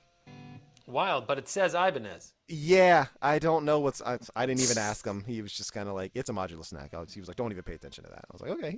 All right. But nice. Yeah, so that show, that's a Greek. What is it? 818. Yeah, it's the 81989. Yep. So this is all very good stuff. Stuff like that, you'll hear. It's just like And of course, if you fast forward through it and it's completely out of context, you're going to be like, what the fuck is this guy playing? No, you know? that's killer. Those would be great resources. Those would be dynamite resources. All right. So, do you think we have time to run through? Well, first of all, we have 40 minutes. Does anybody have any questions on what we just covered, or do we want to press on and maybe get some new content? Maybe grab Loser or Greatest Story Ever Told or something like that. Loser seems pretty consumable, or is Loser a very? Loser is it's one of those songs where it really helps that it's a Jerry song, and it's like, you're playing it in the background of what the chords are, and the chord loop is the same every time. It's just the thing with Bob backing up Jerry in his songs, he has the freedom to do all the stuff that Jack's doing in the background, where he's adding thirds, he's adding fourths, swooping on the fifth, and it's all very simple work, but it's just where you place it. So like, in a sense of like, we probably all know the chords to Loser. It's A minor, G. And for that A minor and G, Bob has so many different ways to do that. So you could go A minor, G, the C-shaped G. But on top of that, he'll go on the G, where you kind of arpeggio. But instead of going with your pinky finger and rolling on that, you're bending it up. And then you're hitting that 5 at the end. So this is just Bob kind of really pulling apart each note of the chord as he's going through it, Stuff I've also like that. seen him do that here. Oh yeah. Yep, for sure. He'll so many different ways to do it. And another thing you can do is kind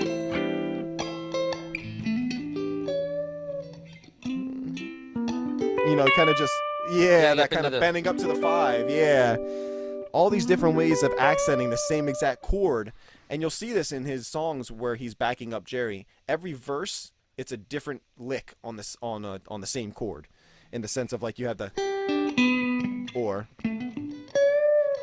It's all right, still but G. You and I talked about maybe taking a look at that Loser. I know you said you hadn't gotten a chance to take a look at it earlier. We talked, but maybe we can talk about that next week. Is there anything you want to touch upon, guys, or had questions about? Because last week we kind of had some technical difficulties, which fortunately did not rear their ugly head today. Thank God. I don't know what happened. Maybe we could benefit from going back and reviewing from help, or do you guys have any questions on Slipknot or anything like that?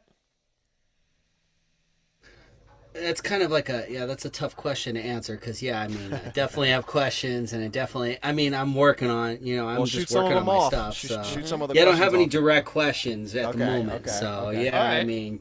How about I got to work my shit out first, and then ask the questions. So in Slipknot, when he does that change where there's like the kind of diminished sounding chords, where you played a different voicing than Jack did. It was this.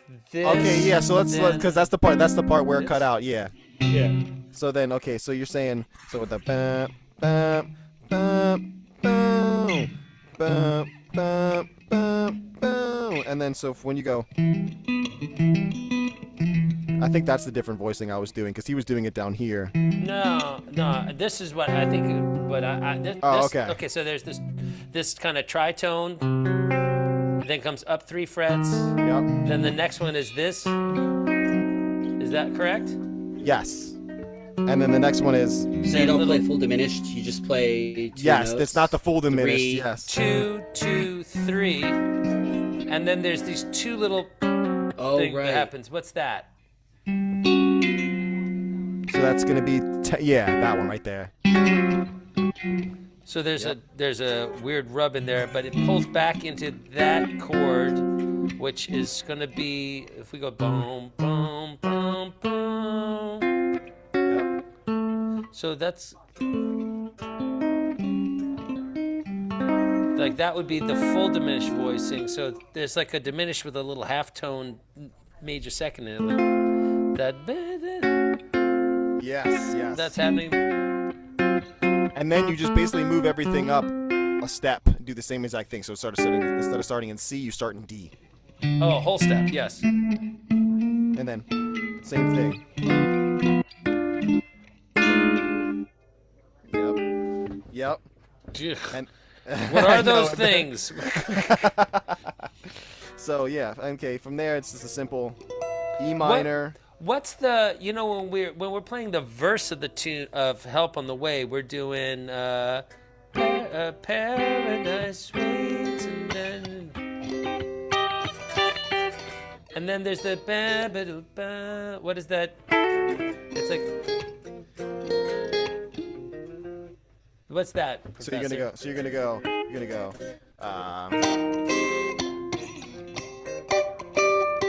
C minor 7, and then you're gonna drop down, and then there's your ring finger swoops down. So it goes. Oh, okay, yeah. Then from there. So when it goes, and it goes. C sus2. Yes. Right. So instead of hearing, this is the full chord. Yeah. On. Can I see your finger on that one again when you go to the... Yeah, so my ring finger's not doing anything. So you just take the pinky. My pinky's on the D string. What do you play? Right before that, you're playing this, and then you switch. You don't slide like this. You don't slide. I go. I do that roll first. So my middle finger's planted. And then I slide these two down, and then my pinky comes up. So you're only playing the 2 notes. You're not playing Yes. the root. And then the last one is a tritone chord. It has 3 notes. You mean? 3 notes. I'm sorry. Yeah. It's the C. It looks like it's C2. Yeah. And you add the third. But I mean, who knows what so that would be. I mean, if you were an F minor, it would be an F sus2. So over top of that, it would be a sus2 and a 6. Yeah, so it's a rootless sus2 6 F sharp. Yeah, it's a rootless F. Right, over top of F sharp minor, which is they're looking for. And from last week, what Jack was saying about the honey, it's you, how that's really a B flat on top. And I feel like this whole song I'm learning is like the bass note is really not being played on the Bob side of things because Phil's there. So he's not really worried about it, So all this stuff is just like, he really wants to only emphasize those couple notes while Phil's taking care of all the other stuff behind it. Yeah. We've got. And how about your fingering when you come up here? You go. How do you finger that one? It goes.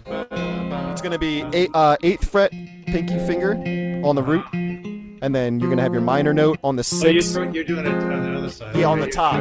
Okay. Yeah, because Jerry's is. That's Jerry's. Yeah, Bob's is. Yeah, it's a little bit different. It's just the bassy side of things. Yeah, but that's cool. Yeah. Does he do bump? Is it like kind of tight, or is it? Yeah. So he wants to slide it up.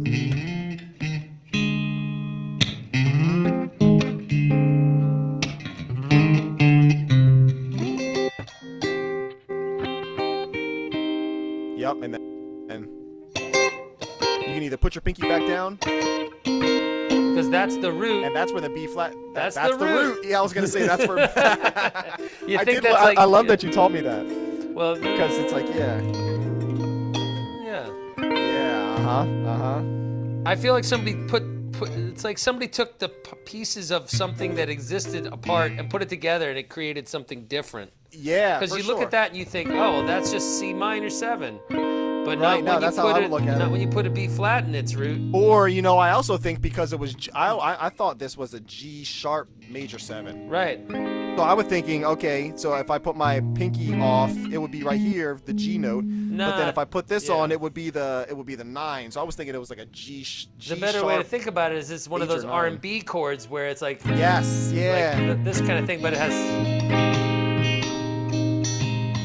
it's like a Marvin Gaye chord. You know? Like, mother. Yeah. Before he hits that, is there a hold right here? Is there a leading 10 that goes ba? Well, the Garcia part you're asking about, Will? No, Bob part. Then it goes. He goes.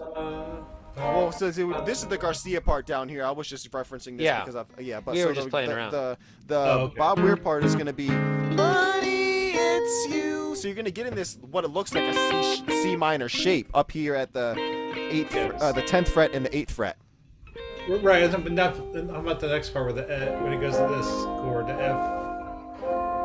That's the ba da da. That's.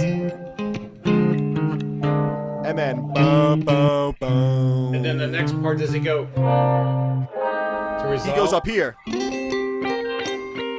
Oh, he doesn't come up this. Yeah, no, that's Jerry doing that. Honey, it's you. That Jerry does that. Oh. Yeah, and Bob just goes, honey, it's you.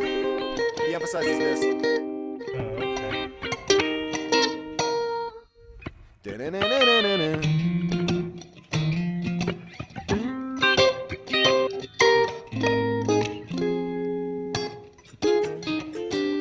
I love that. Yeah, that's one of my favorite moves too. That's so legit. So that's also the same as. Da, da, da. Yes, it's the exact same. It's just a different voicing. Yep. Right. Yep. That's what I mean. It's like that's like being upcycled. That's such a. That seems like something from Europe '72 that he's using over major triads, and then all of a sudden he turns it into something new out of the same shit. Seriously, cool. I feel like a lot of this shit is recycled when you think about it. Like eventually we'll maybe get to like some of the stuff, some of the other stuff on Blues for Allah, because I feel like this whole album concept is the Blues for Allah walk up, like the that kind of under eternity in the Blues for Allah section. That lick is used all throughout this album. And he uses it on it's a band out on the highway. Right. Same thing. Yeah. It's like they basically, I feel like it's like this is probably the best concept album they have in my opinion. Yeah, it's a lot of half steps and chromatic walk ups and walk downs. But this song, I mean, I don't think there's this whole. No, it's a masterpiece. And so, it really is. It's probably the most technical F minor piece. chords. This is F minor 9. Right. And this is an A. That's an A minor. Right? We gotta start. It's like because there's no roots in these things. Exactly. It's all rootless. Yes. But then you'll also hear where he does put the root on it in the sense of like instead of doing a 9, when he does a sus2 chord, then the sus2 has the root in it. Like what? Ah. That has the root in it. C sus2. This also steps in as an A minor sound as well, though, right? Yes, because the C is the A minor note, correct? And then and then you got this. Right. And then even this one. Dorian, right? That one. Yep. Yeah. There he is doing his little all thing. Through the Slipknot jam. Yeah. So but that's the same shit he's doing in that we just discussed in the other one. The other one, yes, that's what I'm saying. When you take this concept and you move it to these other jam vehicle songs, it's like he uses this a lot. Yes.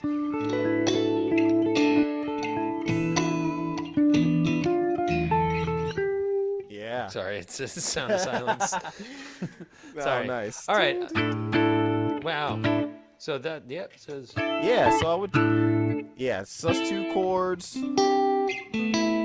Even for Slipknot, for even playing, you could throw in some sus2 chords, you know? Like if we go back to playing and we try to incorporate those sus2, so let's do that. So when it's like.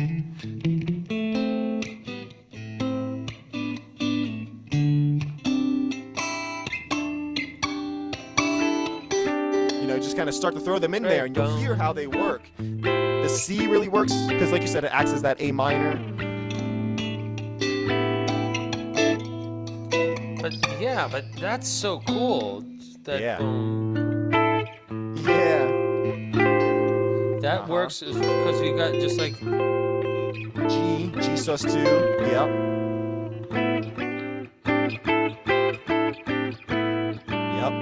I don't know if you guys listen to any like deep 90s stuff that they wrote in the 90s, but the song Eternity is like a unfamiliar with that. You're unfamiliar with the song Eternity or just how it goes? I'm unfamiliar with the concept of eternity, man. No, I'm sorry. I couldn't resist. It took me a second. I'm unfamiliar with the song Eternity, actually. Oh, okay. When it's like dun dun dun dun dun. Eternity. A sus2. So it's like this whole. He's got this whole. I'm telling you, he really loves that concept, and I feel like if you can just take that into any big jam vehicle song, you'll have tons of fun, endless amounts of possibilities. Because I feel like when I was first learning this stuff, it was kind of like, it was hard to really follow when they get to these deep jams. It's like 2 minutes into the jam, I'm kind of like, I'm kind of lost and bored, and I don't really feel like playing along anymore, you know? So if we were looking at something like...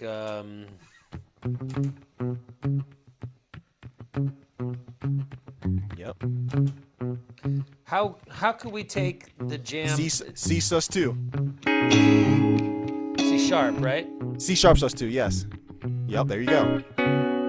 So just the C sharp, and then put a 7 on it. 6.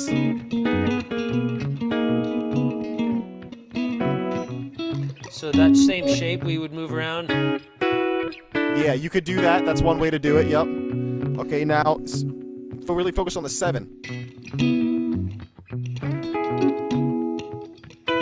And the 6. This is a disco concept. Feel like a stranger. Yeah. Uh-huh. Yes. Okay, now sharp 9. Put the 9 and the sharp 9 on it. So, where's the sharp 9? Sharp 9 is on the 12 on the E string. Ah, well, you said minor third. Okay, sure. When I think of sharp 9 chords, I think of like. Oh right, like okay. Yeah, I'm just saying. Chord. Yeah. Yeah, I guess it's a C sharp add sharp 9. Yeah. Yep.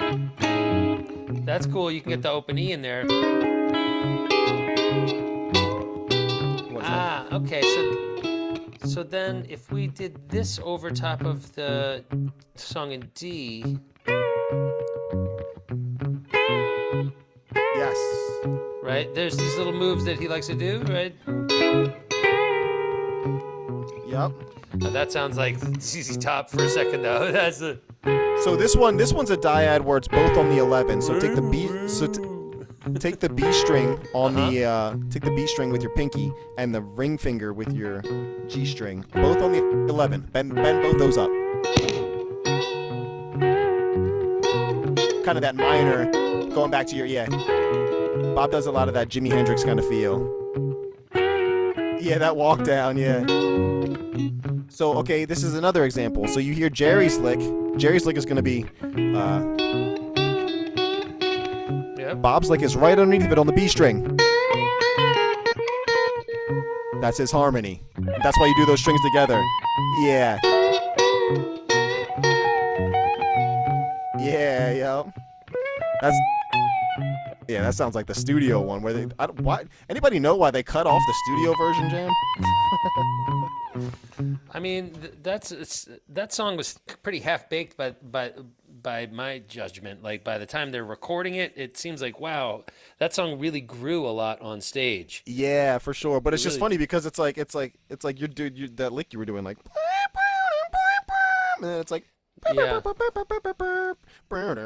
cut off. It just cuts off and goes into Lost Sailor. It's like, oh man, I would love to hear that jam. Right. Yeah, that opening chord. Yeah. These chords are great. That's such a bitch to grab. If you are unfamiliar with this chord, guys, take a look at this bad boy. This is what would you call that? What would you call that, Jack? I consider this in A. This is an A7 sus 9. Yes. A7 sus 4 add 9. Yep. All right, but it's basically, I mean, it's basically just like you're forming a G6. You can form it this way. This is the kiddie version of it right here. Yeah, no, for sure. Right, that's got the same notes. Yep. Right, but it's not the same. It doesn't have the same stacking.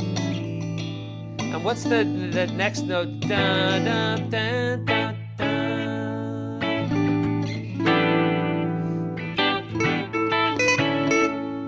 Is that what they're doing? It's just bringing this part up, but not this part? So for Bob, that's just the Brent part. For Bob, what Bob's doing, he's going. He's moving. He's hammering this on and having this index finger barred. So. Oh, just kind of having fun down there with that. And then he slides it up. So yes. Weird.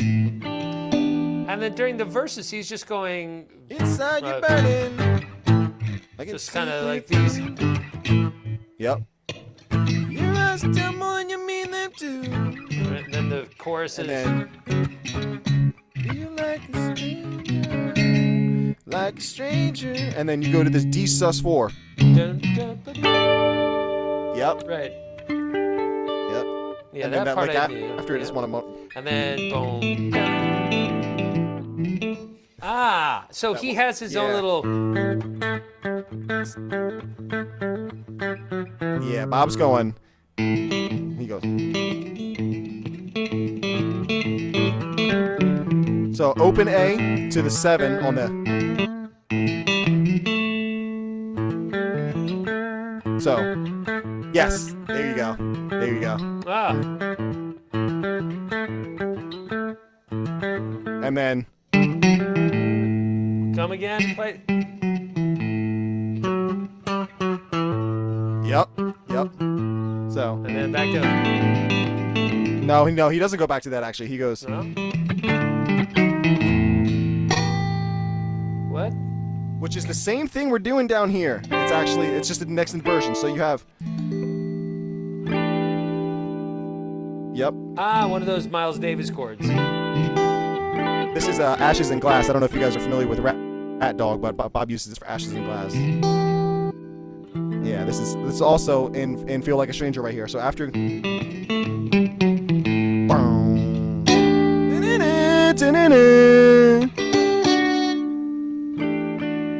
Keeps getting Jimmy chord. So that's yeah.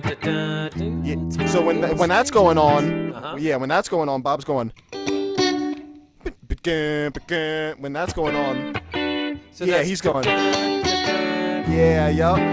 So that's his version of the climbing up is correct. You know it's gonna get stranger. Let's get on with the show. 2, 3, 4. Wow. 1, 2, 3. Yeah. Yeah, either back into the opening chord, or into the C sharp. Yep.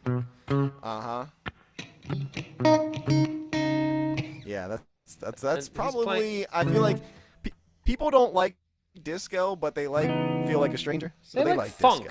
Disco. Like maligning disco is that's basically just the wrong hi-hat pattern. Hearing that piece on the hi-hat is what really makes. I like that. Yeah, well, that's what you tell a drummer you want to see. Can you give me some pea soup out of the hi-hat? At least wow. Okay, I've never heard that term. Yeah. That's the nice. Pea soup, right? Pea soup. I like that's that. what that's one of the drummers that used to work. Yeah. So that's great. That's great. 8 bars of pea soup, and then what? It's like all right. So and then over top of the, is he just kind of keeping. So like I said, what his focus is the 7, the 9, Right, but while he's singing and kind of. Oh no, when he's singing, it's literally just bar. Just back and long, crazy. Okay, crazy well that's basically the same thing. Yeah. All right, cool. I love that song. When you end it, it's gonna be bum, bum, bum. Same shape, bum, bum, bum. Right. Bum, bum, bum. Bum, bum, bum. And then when he ends it, opening chord, F sharp. Is it major or major, it's right? It's major. It's major. 100%. I know. There's a couple of times I've heard him heard the band kind of hitting. And this is another section where Jerry is doing both. He's just like, any note I can get in there. I feel like that's one of those ones where it's. Yeah. But Bob is bringing in that B flat and. Yes. And then. Yep. All right, now before we lose you, Professor Toop, I want to ask you a question. Yeah. In your understanding of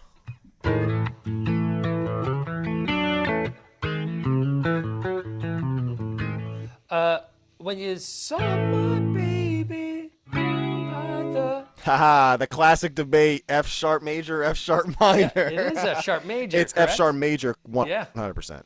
Yeah. Yep. But why is that? Because it should be minor if it's the key of A, right? Generally speaking, yes. You don't have an A major and a C sharp minor and have together ever. You know. And when you hear the isolated versions of what Keith is playing, you hear him playing F sharp minor. Right. He can't seem to get away from playing what he was taught like a good little boy. Of course. You hear that.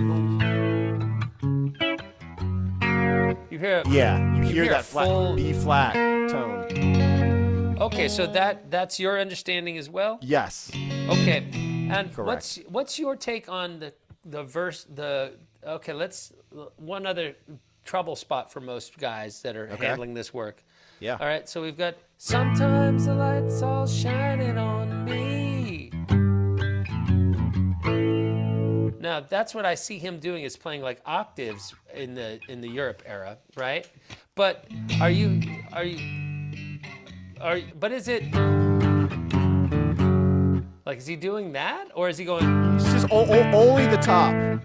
Right, but it's only literally these three notes, including the A string. So I see him stay in this shape sometimes. I even see him sometimes do this. When he wants to hit this A, he goes to this, but when he slides back up, he stays in that. So okay, so that's other times I can barely see. Again, same thing, or is that one a D? Is it? You know, and sometimes I'll even see Bob not even do a chord. Sometimes he'll go.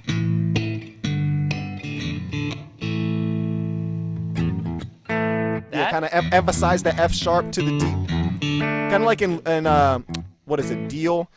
Don't you let that right there. You skip the A string and you go right to the D. So 0-2 on the E, hitting the F sharp, and then you go right to the. So it's kind of like it's the same trick. The thing that he does. Yeah, it's just the open version of it, you know. Yeah, but it's the same little kind of thing he was doing. Yeah, in front of the so devil. I feel like yeah, exactly, front of the devil. Yep. You can do that as well. Yeah. Then we have lately in a B minor. So no, I'm saying D major to B minor to F. Yeah.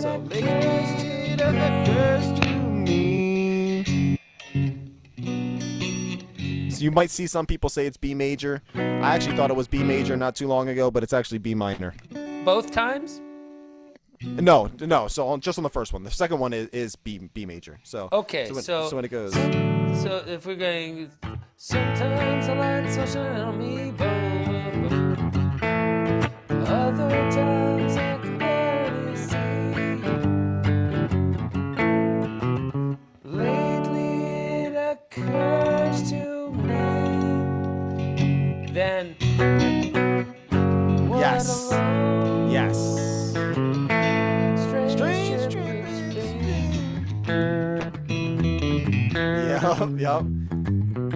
Yep, for sure.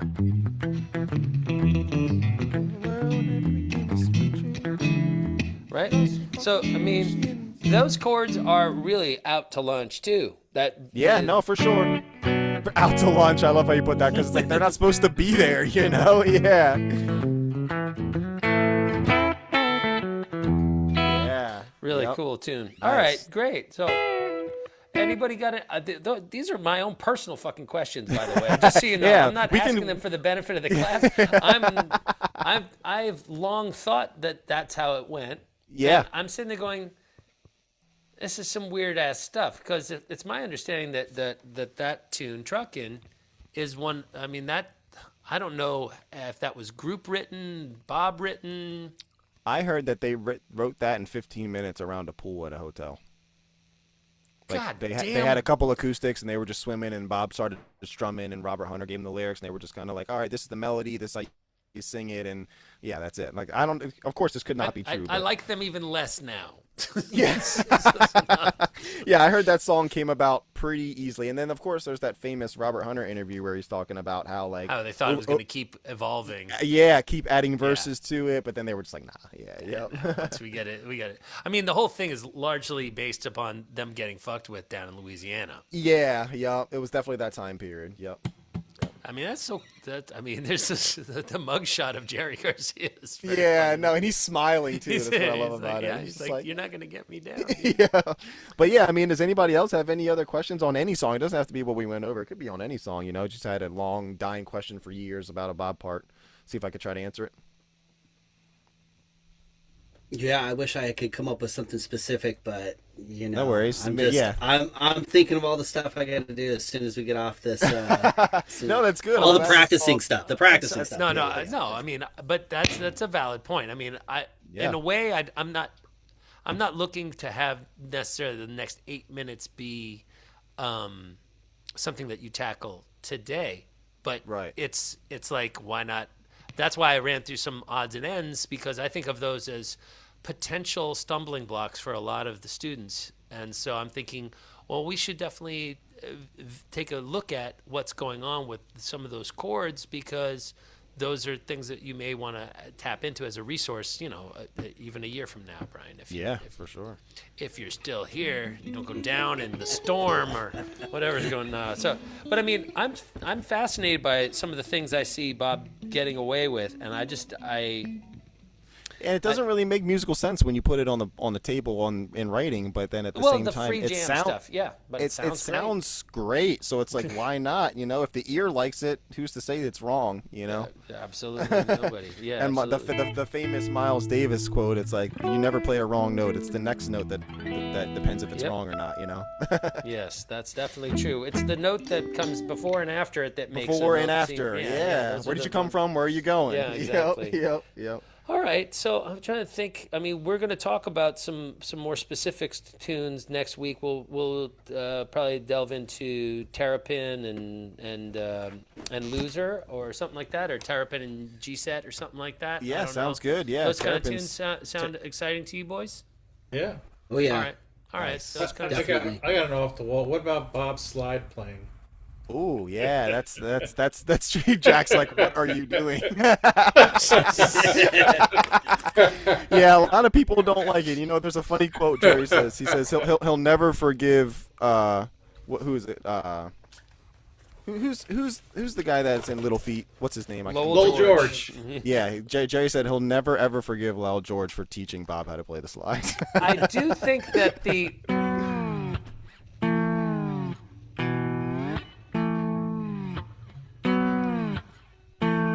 Althea. That's cool as hell. That's really that's just an emphasis. Yeah, but when he starts to like, that part doesn't work. But that off the studio record, I think that the studio record has some great work on it. It has some like nice little. Yeah, that's a little Bob solo right there. Yeah, it's pretty sweet. And I feel like Brother Esau is another good one where it's nice and subtle. You know, that song gets the shit kicked out of it too. Oh, it does for sure. Why? I kind of like that tune. That's I don't know what I'm going for that song. That's Saint of Circumstance. It's the one where it's Shadow dancing, the silent war within. Shadow dancing that never ends. That's the chorus in My Brother Esau. And then he goes. I like that song. And it's like, but it's with the slide. Yeah, it's like this cool. Like tiger growl. Yeah. Do you play a slide or not? Not particularly. Oh yeah, I mean it's I can go grab it if you want me. No, nobody's. That's no Red Roosters allowed. Next week. I mean, but okay, but again, another one that I think is killer is yeah, the beginning of Minglewood.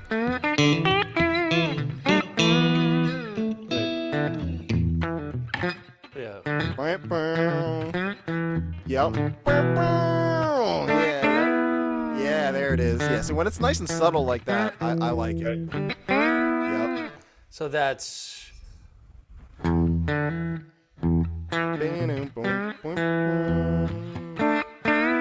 Correct. Something like that.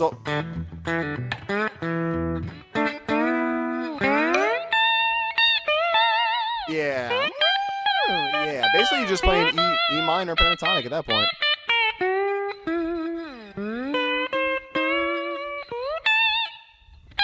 I mean, now do a slide from the 7 to the 9 and hitting the G string. Yeah, this is his section right here. Yeah, that's what he loves to do on that. And then he gets all high, but when he's in that middle section, yeah. And then he goes way too far up. Yeah, that's when it gets too much. But that's too risky because look how small the increments are between good and bad notes. Yeah, and it's like keep it down here, big boy. Yeah.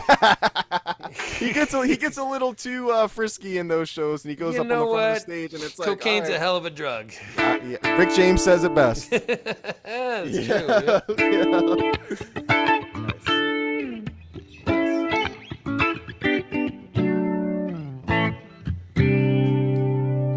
So for the next one, so for the loser, there's, like I said, there's so many different ways to do loser, and we'll go over all the different ways. But kind of get a version in your head that you like, and we'll kind of talk about it next week, and I'll look it up, and we'll kind of go over the certain licks.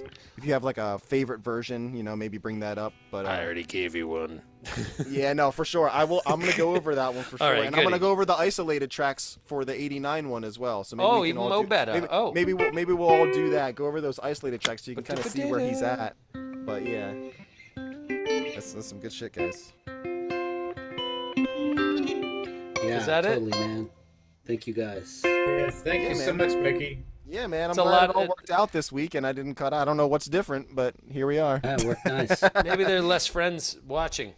Oh, maybe it I don't was know. They drew down they dragged us down. Man. Oh, maybe not. I don't know. But I'm glad this worked out, and I'm hoping it consists this way. For real, bro. All right, wonderful guys. Thanks so much for popping by. Super fun to talk about all these different tunes. Awesome. For sure, guys. All right. Okay. Adios. See you guys. Yeah. Bye. All right. Catch y'all later. Stick around, Mickey. Yeah. Peace. Just a second. Yep. Okay. Yeah. Hey. Great job. Hang on a second. Thanks, man. I'm glad it all worked out. I'm glad it all worked out this time. Yeah, absolutely. I was kind of like really beat myself up